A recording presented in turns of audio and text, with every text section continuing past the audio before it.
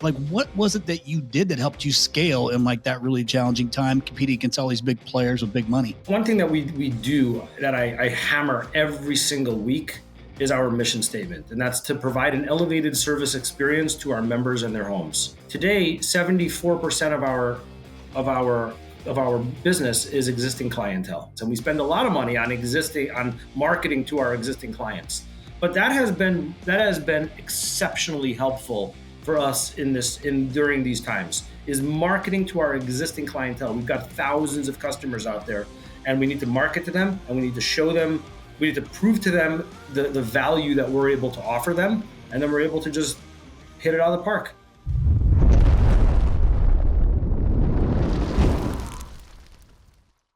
Hey, what's up to the point, listeners? It's your boy Chris, excited for another episode with a good friend of ours on today, which is great. And that friend's not Chad, because you know he's one of my good friends. Chad, how you doing today, buddy? Well, I'm doing good. Sun is shining. We're rolling along. I see that right out the window. You got some sunshine in Indiana, which was a lot better than what I flew out of last week when we were there.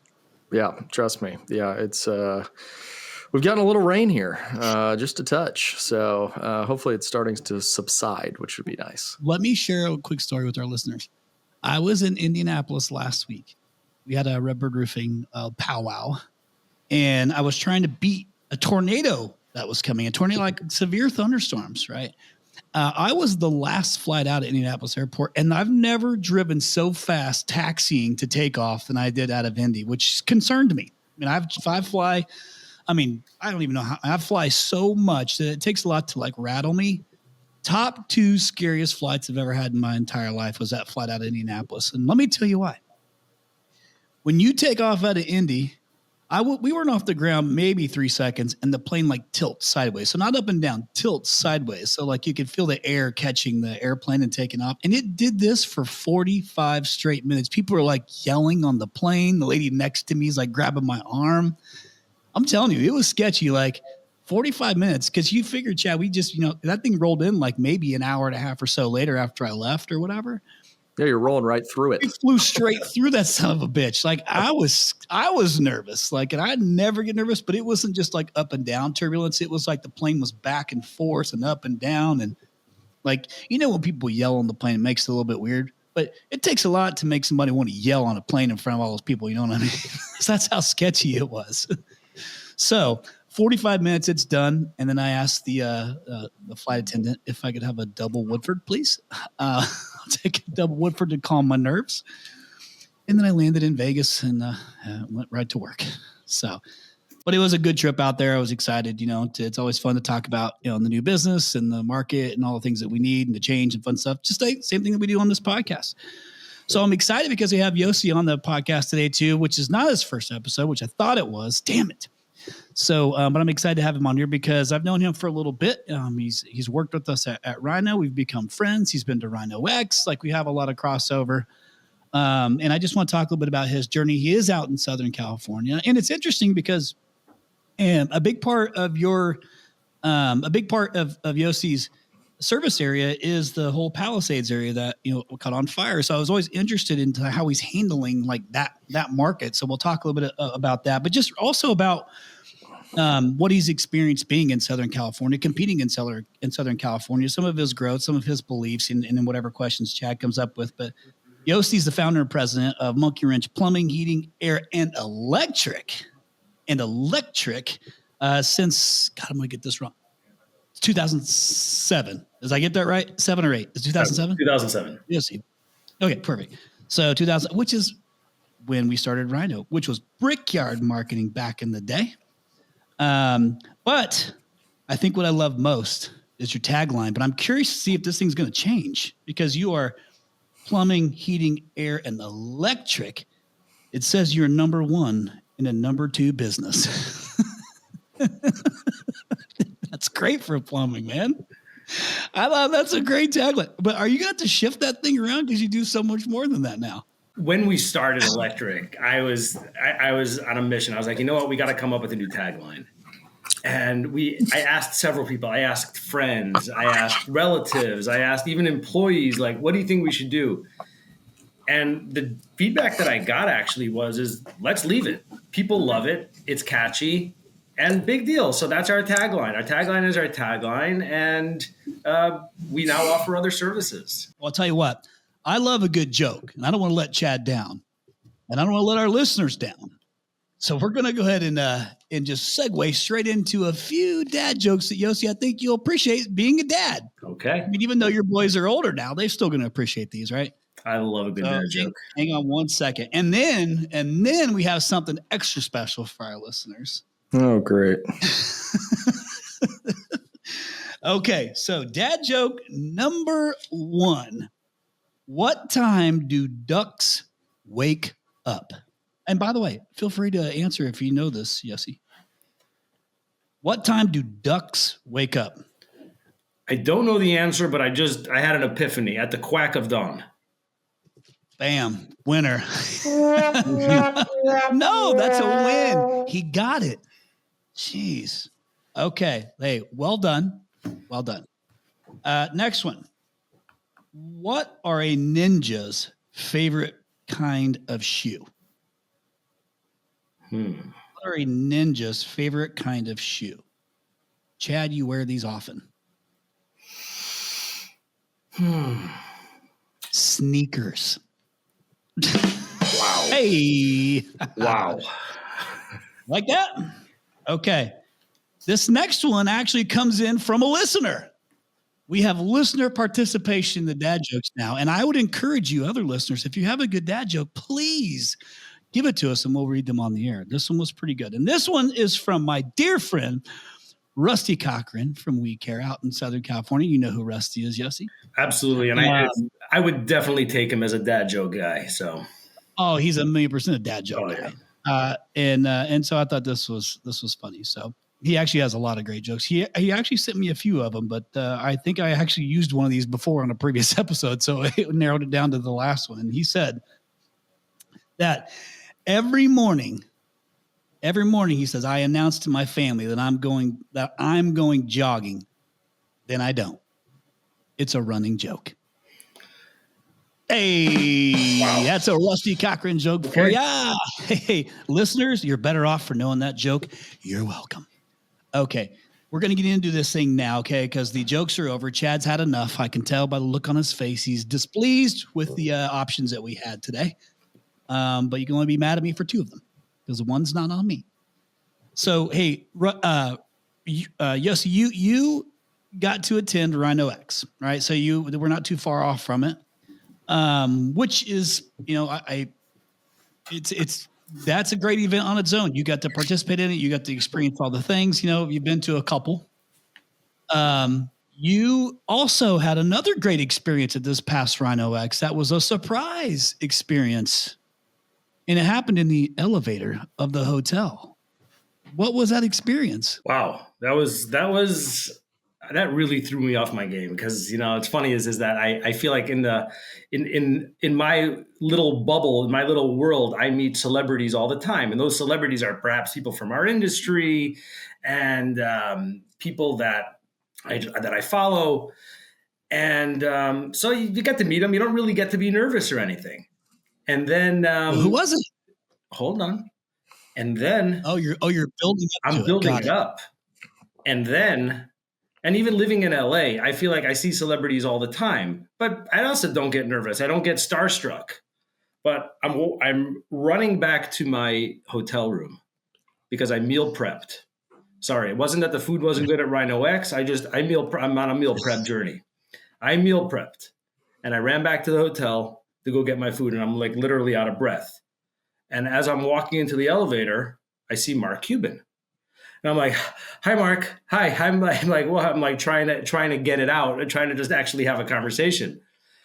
I was so starstruck. It was a pretty cool moment. And I felt like I butchered the heck out of it because people would probably pay millions to be in an elevator ride up and down with Mark Cuban. Because I got out of my elevator, got to my floor, got the things that I needed to, came back, and sure enough, he was in the elevator going down as well. So I got an up and down with him. And I butchered the entire conversation and didn't really get much out. Well, it happens because you got starstruck. Isn't that Starstruck. cute? Yeah. Well, you would made this even more interesting, meaning Mark Cuban, is if your meal prep was a Cuban. Ooh. Huh? Okay. I see where you're going with that. Now I think about it, you probably wouldn't have meal prepped a Cuban, though. So, scratch that idea. Hey, okay. So you got like to double dip into the experience. So well done. You made the most of it. I know there's a few people that caught Cuban in the hotel, which was pretty cool. Let's talk real quick just about this Palisades Fire stuff. I know we're off from that a little bit, but because it impacted your business, I just want to talk about this for a minute because you don't do new construction, and I'm curious. I think if I remember hearing this correctly, you're doing millions of revenue in that Palisades area. I mean, it's an affluent area. And now there's a lot of opportunity for new construction. Are you letting this suck you into the new construction world? Or are you staying strong to your service replacement, service repair, service installations? Are you trying to stay in the service space? Absolutely. I'm going to stay. Okay, absolutely. We will not be a general contractor anytime soon. We're not getting into anything that is going to the next shiny object. For sure not. There's no way. Good. Yossi, I guess I would ask, obviously, with that being such a catastrophic event, not to compare catastrophes, but I feel like this may have been an opportunity where you could potentially take some lessons from COVID, where something hits, obviously COVID hit the entire, world. This had just hit your kind of community. Like, how did you kind of navigate that from a leadership perspective when something crazy like that happens and you've got to kind of rally the troops and like, hey, we're going to be all right. But you probably on the other side of the coin didn't know, hey, maybe we're not, like, just a lot of uncertainty around that. How'd you navigate that? Great question. Just for the record, in 2024, we did 3.4 million in the Palisades zip code alone. That's a lot of revenue. That's a lot of revenue. And what's crazy is that, we talk about what you said when I started this business. Those customers have been our customers since 2007 that we've slowly built up. So initially, this hit really, really hard, and it brought back real COVID COVID vibes. When it came to leadership, I felt like I was able to quickly snap into that. We had a few employees actually, because there was another fire as well. Besides from the Palisades, there were a few. We had a few of our employees that were actually displaced. So we tried to offer as much assistance as we can to those employees. We sent out a handwritten, or I should say, a letter that was written really nicely to every single one of these customers, and as well as to the entire Monkey Wrench clientele base, and just really offering as much empathy as we possibly can. And I wrote in this letter that if there is something that you need, whatever it may be, we are here for you. And I felt, and we received a tremendous amount of responses from this. People calling in, emails, messages on social media, just saying thank you to us for sending out this letter. That it meant so much to them, because the community of LA was really affected by this. This is not just the community of Pacific Palisades. We are, as a community, as an entire city, is drastically affected by this. By this, and it's complete devastation. Well, what is it? What's like kind of I guess, what's it kind of feel like there? And I assume just like rebuild, like probably a lot of excavators and different stuff. I mean, what is it? I guess maybe give people a feel for. I mean, you watched it on the news and you're like, oh my God, like what is going on? Like what does it look like? What's the feel around there right now? The feel around there right now is, I mean, if you drive through it, which you can today, is you see lots of chimneys, just chimneys everywhere. And you're like, wow, that's where the house was. You'll see an empty lot with a chimney. And there'll be debris. There'll be a lot of burnt cars, a lot of burnt stuff. So it's very evident that there was a fire there. And you feel a sense of sadness. You feel it inside of you. And I mean, it would be impossible not to, because everywhere you go. And then the saddest part is when you see homes that are actually fully standing right next to a burnt home or right across the street and it's completely intact. But this family has to live in that home looking across the street at his neighbors being with complete devastation. But on the other hand, you have people that are very optimistic saying, we're ready to build. We're ready to go forward and just move on with life because this was a setback and that's it. Yeah, I think in those situations, like we have no choice as leaders but to step up and be supportive. I think what you did was great. You were an empathetic leader. It sounded like you came in with a little bit of a servant leadership type of role, and I think that goes a long way. Especially if you're genuine about it. What's crazy is I was in Hawaii for spring break, and you guys remember the Lahaina fire that happened in Hawaii? It burnt off like that whole area. I stayed like right next to it, and it was the same thing, Yossi, where it was like you had all these empty lots, and there's a lot of temporary housing that's there now. Like just while they're rebuilding, but it's going to take forever to rebuild on the island. But same thing. But there was a church right in the middle that didn't burn. Wow. Like everything burnt around it except this super duper old church. But then you would see like maybe a block over or so, a house that also wasn't touched. But everything burnt around it. It was crazy. It's crazy. If I could add one thing there, Chris, is in my side life, I'm actually a chaplain. For an organization. I did know that. You told me that before. And so like a couple days into the fires, when the entire neighborhood was completely closed off to the public and even to the people that were living there. But as a chaplain, this is our time to shine. This is our time to be able to go in there. And I went to Krispy Kreme and bought around 25 dozen donuts and boxes of coffee, and just went there at nighttime. I canceled all my meetings that next day because I knew this was going to be a long one. I left at around 10 o'clock at night, and I just went out there and spent practically the entire night driving around first responders, and watching this fresh in people's minds and seeing what was going on. And this was it was beyond heartbreaking, but at the same time, being able to offer somebody just the ability to have a conversation, have a donut, have a coffee was pretty amazing. Yeah, nothing to do with what you actually offer at all, just being a good human being. Good for you. Yeah, I love that. So, hey, real quick, because I know we kind of blew past this, maybe, and you mentioned doing the 3+ million, 3.4, I think it was in Palisades. Why don't you let our listeners know in regards to revenue size where Monkey Wrench is today, just so they have some preference on those who have no clue who you are and why and who they're listening to. Absolutely. We're on track this year to do 25 million. Majority of our business today is plumbing. Hopefully, though, we are probably going to surpass that and eventually become an HVAC company that does plumbing. I was warned by my business coach. And electric is just starting out as well. We currently only have 2 electricians, but we're slowly building up both departments. Got it. So you started in 2007. When did you add the HVAC side of it? I added HVAC 2 years ago. So this will actually be our 3rd summer that we're doing HVAC. And electric we started last year. Actually at Rhino X, at like a couple of days before Rhino X last year is when we started electric. Great timing. Did you get some help when you're at Rhino X on this electrical stuff? I got not only help with the electrical side, I got help in all kinds of areas.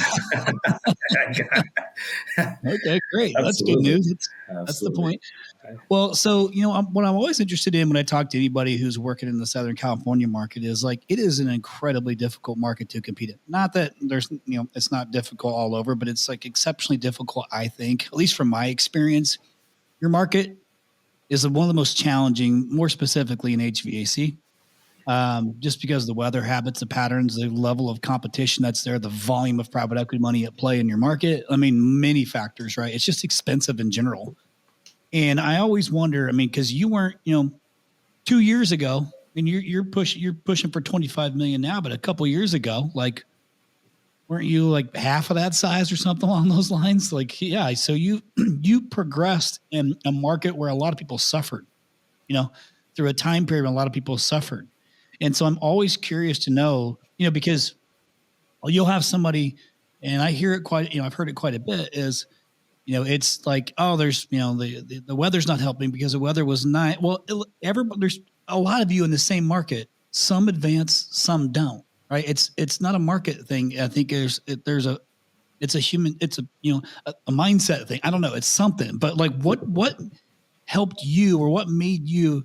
Was there something that you just like put your foot in the ground and said, I'm going to do X, Y, Z, if there's no leads, I'm going to create lead. Like, what was it that you did that helped you scale in like that really challenging time competing against all these big players with big money?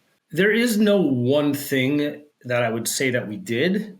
I should say one thing that we do that I hammer every single week is our mission statement, and that's to provide an elevated service experience to our members and their homes. And it's something that we talk about. I feel like if you asked any employee in our company, they will know what our mission statement is. We hammer it home hard. And for me, providing value is the most important thing that we can do to differentiate ourselves. Today, 74% of our business is existing clientele. Now, I'd love to get that even higher. As I'm talking to a marketing guy here, so if I get that higher, I may not be using you. But at the same time, there obviously always new business, and still you need to market to the existing clients, and we spend a lot of money on marketing to our existing clients. But that has been exceptionally helpful for us during these times, is marketing to our existing clientele. We've got thousands of customers out there, and we need to market to them, and we need to show them, we need to prove to them the value that we're able to offer them, and then we're able to just hit it out of the park. Yossi, one question I would have is, obviously you started as a plumbing company, but in your mission statement, you refer to your clients as members. Did you have a membership prior to HVAC? I mean, obviously most people associate membership program with HVAC, and maybe you offer the other services. Did you have one prior to that? I guess is the first part of the question. And regardless of if you did or you didn't, what kind of marketing do you do to your current clients? Because I think that's something that's often missed by people. It's always like, new. I need more leads. I need all of this stuff. But it sounds like you've been able to farm kind of your existing client base. So I guess two-parter. One, did you have a membership program with plumbing? I assume you do now, but did you before? And then two, what kind of marketing ideas can you offer listeners as far as reaching out to their current clients? Sure. So we did not have a membership program. We've tried to start it a bunch of times, and it failed every single time. It's very challenging with a plumbing company to have an actual membership for people to believe in. Even though in my mind, it's like it's a no-brainer, but for some reason it just never took on. Two things is, number one is, when we talk about members, our mission statement is actually our members are our internal members as well. So we believe very strongly in providing an elevated service experience to our members, which means our internal members, as well as our external members, our customers and their homes. Once we started HVAC, we realized very, very quickly, especially in Los Angeles, that where the weather is today, it's April 8th and it's 83 degrees outside right now. And it's in the morning, it will be chilly. And tomorrow, you never know what it's going to bring.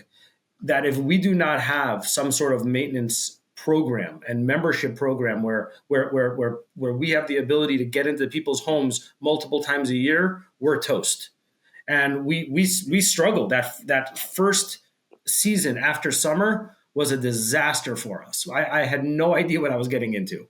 And we learned very quickly that this is the only way to operate. And so we put such a strong emphasis on this that we are selling memberships all day long to go ahead and to make sure that we're back in the customer's home. And then on the plumbing side and the electrical side, it's just like a perfect synergy there to be able to offer someone that membership now. What was it that you were like, what were some of the, like, give us some examples. Like, what are you marketing to these guys? Oh, sorry, that was the second part of the question. Sorry. That's okay. That's why I gave you the little prompt there too. But you know what I want to real quick before you go into it. So part of that growth was you being able to cross sell your new HVAC service to your existing plumbing customer, even though they weren't. Gotcha. Okay. Yes. Okay. So some examples were. I would say a big piece of the growth as well was marketing to our existing clients. And what we do today is we have a strong email campaign. This is not just an email that is sent out with some pictures of, oh, get a tune up. This is a real email that's coming from me. You follow me on LinkedIn, then I write the same way, and I write these emails to our customers with my signature on the bottom. For many years, I didn't know my customers. Many customers don't know who I am, but I'm putting a strong emphasis on our customers knowing who I am and building up a brand that way. In addition to that, we have direct mail with coupons. We have all types of postcards that go out. We segregate them. So we have lapsed customers, we have existing customers, we have member customers, and different customers get different pieces of mail. In addition to that, we outbound very heavily to those also segregated customers with different specials. That's just a few of those pieces that are very strong. Question. I actually love the idea of the letter. I know that Chad did that. Chad does some of that stuff as well. Did you throw that's like a personalized letter, right? But did you have any sort of call to action on the actual letter itself too? We did not. Okay. So just a straight, okay. Got it. Yep. Yeah. Okay. So, I want to shift gears just a little bit. I think one thing that I appreciate about you is you're not willing to go after and try new things. And when you recognize a time for that you might need to look at something that you've not historically looked at and make a change, and you've done it. And I think a perfect example is, and we were just talking about this pre-podcast, is you had made a post on LinkedIn this morning that I read. And I didn't plan on talking about it because I wasn't even thinking about it until I read your post this morning. And it was around an experience that you had at Monkey Wrench with a client, a customer who was calling in. Well, who was calling in, and they got to the voice prompt, and you're actually, I'm not going to tell a story. I'm going to let you tell a story. And then, but the point of it is, I want the listeners to hear the lesson in it.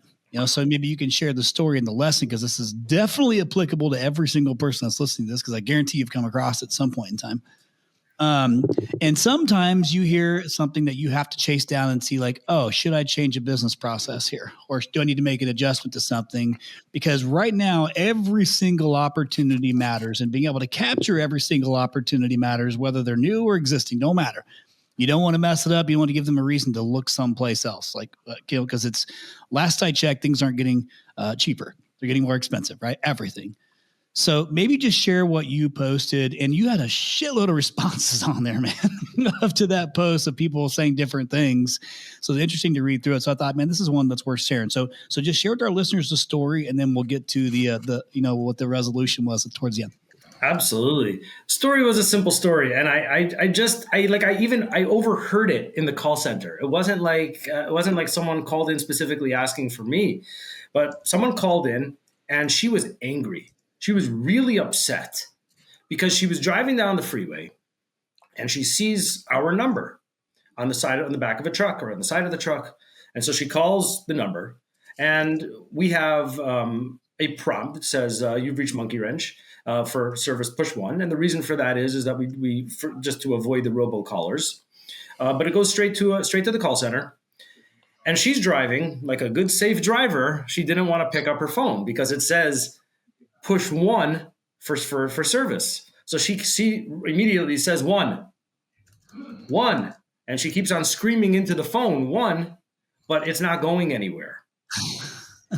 Now she was angry, because in her mind, why would I have to push 1 today? Why can't I just say 1? Because many times you call somebody and it gives you the option. You could push or talk into the phone. Well, we didn't have that. That wasn't it. We didn't even think about that should be something that we should do. We said, thank you for the feedback. We're going to look into it. And sure enough, we are resolving that, and we're actually getting that fixed. I was blown away when I heard this story. And I said to myself that this is just another level of value. But the crazy thing is that we live in this world today where Amazon is setting the bar so high with a one-click purchase, or everything else in our lives of just being able to get that information at our fingertips, that how can we not even offer someone the ability to say one? We actually have to make them push one. And it's just fascinating. The in the world of I would say in the world of customer service, today's unreasonable request becomes tomorrow's industry standard, and it's just growing. The bar is just going and going higher and higher and higher and higher. And this is the value that I've been speaking about, and I'm trying to hammer in, is that if you do not provide the value, the customer is going to find somebody else that does. Yeah, everybody wants it to be simple. Yeah. Yossi, it sounds like you're really focused on this, which is phenomenal, and obviously speaks to the success that you've had. What are maybe some of the other things that you're doing or that you guys have discovered when it comes to providing that elevated value? I think we're all, we've all heard the drumbeat of raise your prices and charge more and charge what you're worth, and the trades are worth it, and so on and so forth. But I think you bring up such a great point, is that you have to be worth it. I always talk to people about, people complaining about, well, there's no people coming into the trades. And I always kind of flip the question of like, well, are you a company worth changing careers over? Are you a company worth, putting my family's livelihood on the line for? So like, and I know that you spoke earlier about, how important your people are, as, treating them as members and stuff like that. Like what are some of those things that I think listeners could take away and say, oh crap, we missed on that one, or we could definitely do this, whether it's customer facing or internally facing? Great. So many points to touch on there. Is for me, personal growth and development is huge. I got a taste of it when I joined Nexstar 10 years ago. And I've been on a journey of personal growth and development ever since. I've been trying to impress that upon my team as well. And we're offering all that throughout our service system trainings and so on and so forth. However, we've taken now our service system training to the next level. And what I mean by that is that every Monday, we have a field training starting at 7:30 for an hour, and every month we go through one step of the service system. And for those that do not know, is that Nexstar has 6 steps of the service system, and which will take you ultimately through the job. And we spend 1 month we spend 1 month training on each one of those steps. However, we started a few weeks ago. This will be, I think we're 3 weeks in. On Friday will be our 4th week, where we're starting this now, a boot camp specifically for installers. Because we have, not that our service was bad, but we realized that if we're going to be providing this value, it's not enough just to provide the value maybe over in the call center or in dispatch and the way we drive our trucks and sell the job. But when we're actually executing the job and we're completing that entire job, we need the same level of excellence that has to go into that. So we've been spending a lot of time with installers, and we created a boot camp around the concept of a service system, but really giving these guys scripts that they can use. And starting out with like, hey, I'm out here because so-and-so sold this, or we're doing that, or we're installing XYZ, and just takes them through that journey. A lot of times the installers are shyer people. A lot of times the installers maybe are not the best communicators, and that's why they're installers and not guys that are out there selling. Maybe their personalities are not super yellow. And so we realized that if we put an emphasis over here, this just adds value to that entire sale. The feedback that we got has been phenomenal. Guys literally have come over to our general manager, Kevin, and have said to him things like thank you. I never knew what to say around this situation. Thank you for that. Thank you for the role playing. Like putting these guys on the spot and really making them it's been really wonderful. So I look forward to continuing that, as well as just doing this throughout every department in our company. Role play after role play after role play. You said super yellow. I'm a super yellow. What's your secondary? Red. Okay. It tracks, doesn't it? I can see that. I just want to mention one quick thing too. It's I want to take one step back. As you were talking about that experience with the lady that called in, we'll call her Karen. It was, I had this, I think somebody who excels at that and training is the automobile industry, like auto dealers. And I'll tell you, because you think about, I'll give you the perfect example. I feel like from a technology perspective, from a training perspective, from a sales perspective, like these people are on it and fast. And the point is you need to make a painful purchase like an automobile as simple as possible to get the deal. Right. And we kind of need to think that way a little bit. I think there's a lot of truth in that. And it's how do we make it easy to do business with this?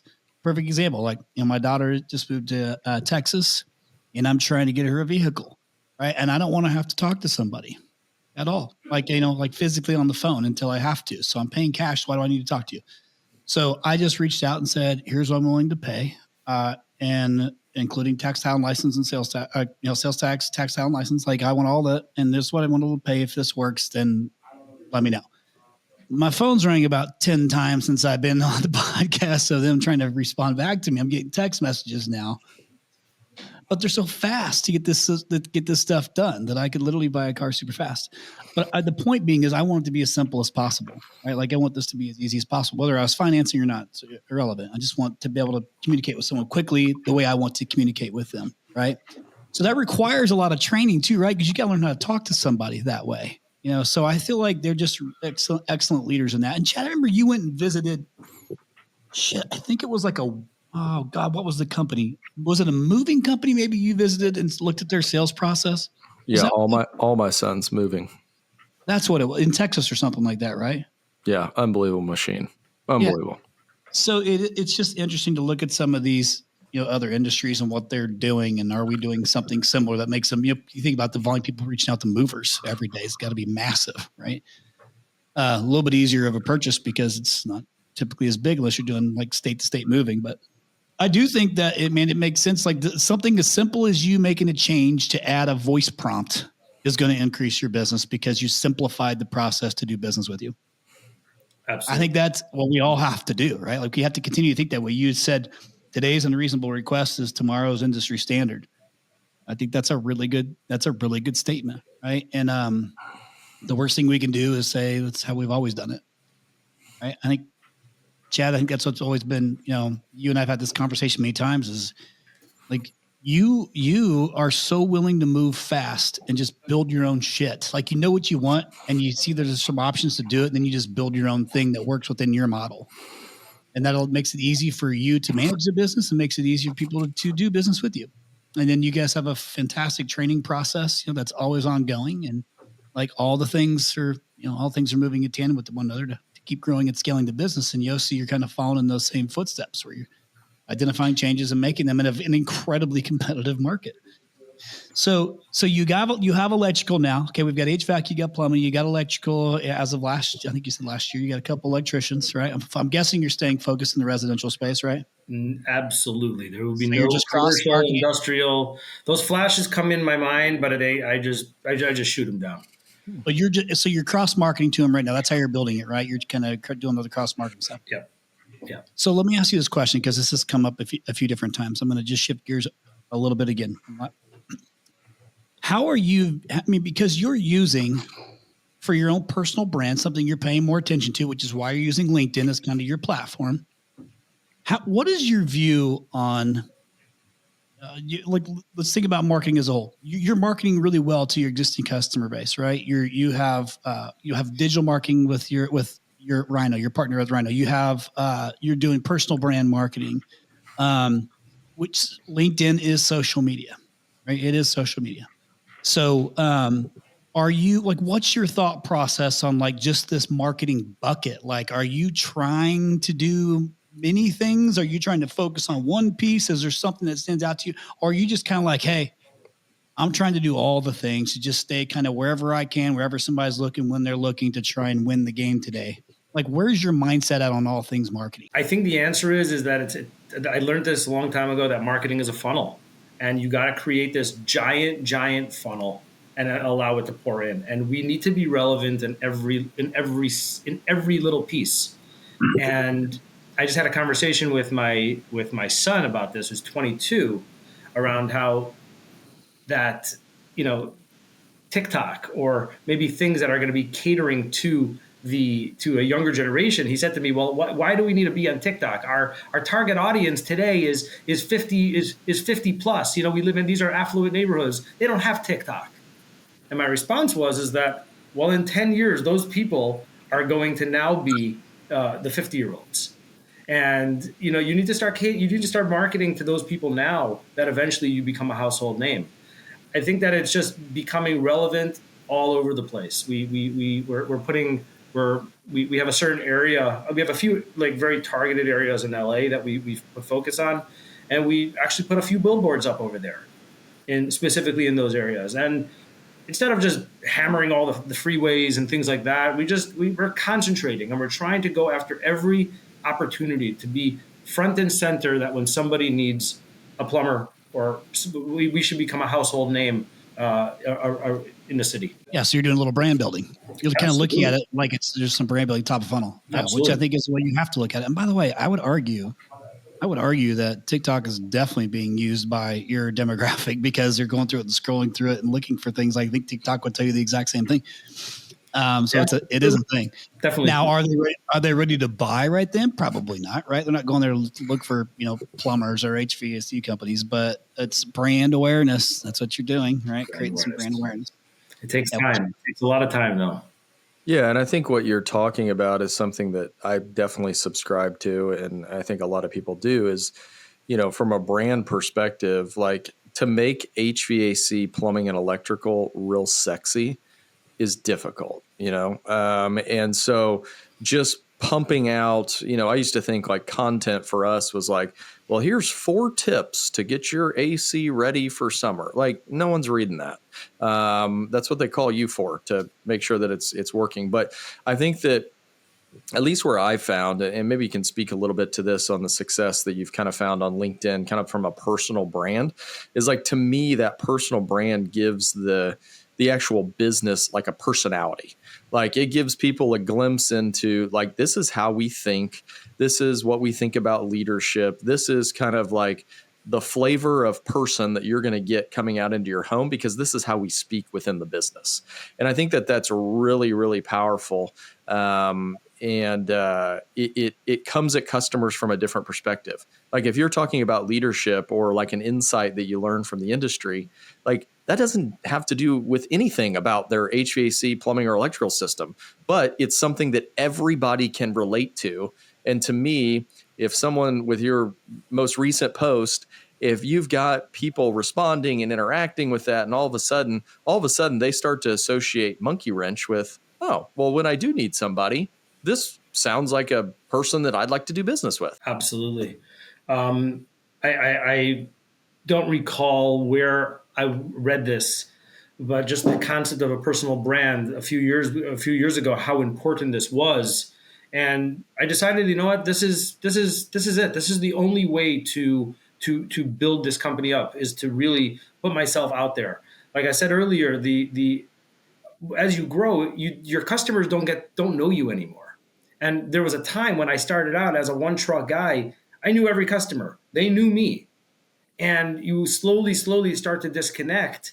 And then before you know it, you literally don't know the names. I remember answering the phone once in our call center, and they said, "Hi, is so-and-so there?" And I said, "Can I help you?" No, I want to talk to so-and-so. And I'm thinking, why don't you want to talk to me?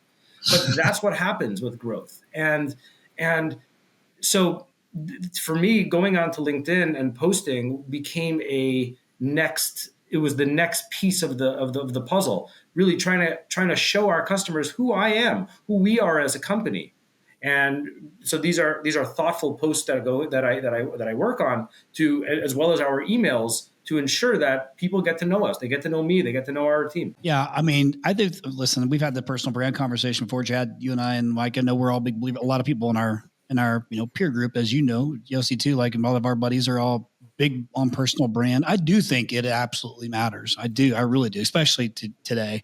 And it gives you like Chad said, it gives you your business a personality besides it just being an HVAC or plumbing or electrical company. I think it's important, you're giving something without any expectation from that perspective. I think that's valuable. And I think that, people buy from people, right? So sometimes a little more relatable that way. So, well, listen, I want to just say, in a market that's incredibly difficult, you've figured out how to make it work, and how to grow. And amongst all the obstacles that are actually against you, as a smaller business, I say smaller, you know what I mean, in comparison to some behemoths you have that you're battling down there in Southern California, and the market in general. So there's no excuse, right? Like you could certainly figure out how to move forward and get things done and keep growing your business. And you have all the tools in the world to do it. And thankfully you take advantage of things you can. You got a coach, you make time to come to Rhino X. You don't just come there and sit, you participate, you take away things, you implement them, you leverage your relationships. Like you do all the things you got to do to move this thing forward when it's hard, right? Because someone's going to win in these markets. It's probably the one who's going to put in the right effort, right? So congrats on your growth, man. And I appreciate, the partnership, and the friendship, and I that I've told you that. Absolutely. And I just appreciate you, giving our listeners the time, and Chad and I the time to share a little bit of your journey, a little bit of the success that you've had. And the hope, hopefully what you the listeners get from this is, you can be in a rural market and it's hard. You can also be in an LA market. It's hard and expensive, but someone's going to win. And it's typically the one who's willing to pivot, make the changes, use the resources, and lean in and do the hard work. And you've done that now, since 2007 to scale this thing. And now you're, pushing $25 million this year, which is not a bad gig for Southern California. So congrats to you, man. And it's fun to watch you grow and do your thing. Thank you. Thank you. Yep. Chad, you got anything else, man? Because I think that we're ready to close this bad boy out. I don't. Just really appreciate the time. Most importantly, appreciate your thoughtfulness. I think the industry definitely benefits from people like yourself who are really going kind of that extra mile to not only make sure that their people are well taken care of, but their customers are well taken care of. And then also, I see your stuff out there as well, just making sure that the communities that we live in are a better place. And so I just thank you for that. It's been fun getting to know you and watching your business from afar. Thank you. I appreciate that. If I may say as well, I feel like it's an honor to be on this podcast. It's my second podcast that I've ever been as a guest on. But I've been a fan of To The Point podcast for a number of years now. And so I gained a tremendous amount of knowledge from just listening and being on here. And I will say that there was a time I used to go running, or I would go to the gym listening to these podcasts, and also listening to them on 1.5, thinking that I'm actually able to retain this information. And that I changed that approach a while back, where if there's an episode that I want to hear or a person that I want to hear, I will carve out time, put it on my calendar, and literally sit there, even though I've got ADD, but sit down with headphones, or just go for a little walk, a slow walk, and be able to take notes, because it's really, really real to be able to, the info that we can get from here is just incredible. So thank you guys for doing what you do. Yeah, man, it's our pleasure. And I can remember getting text messages from you when you'd be fired up, back in the day, listening to a particular episode. Yeah. And we probably even talked about, Yossi, one day we're going to have you on and we're going to talk about your journey. And here we are. It's pretty cool. It gave me goosebumps when you said that. So I appreciate it. I'm glad we're here. So to our listeners, hopefully you're able to take away something from this that you can implement into your business. If anything, just remember, he talked about members not just being, clients, but also members within the family of your business. So don't forget either one of those. Both of them are extremely important. You don't got to do everything, but you got to do something. Yossi, you want to close us out? The next statement? No 0 days. There we go.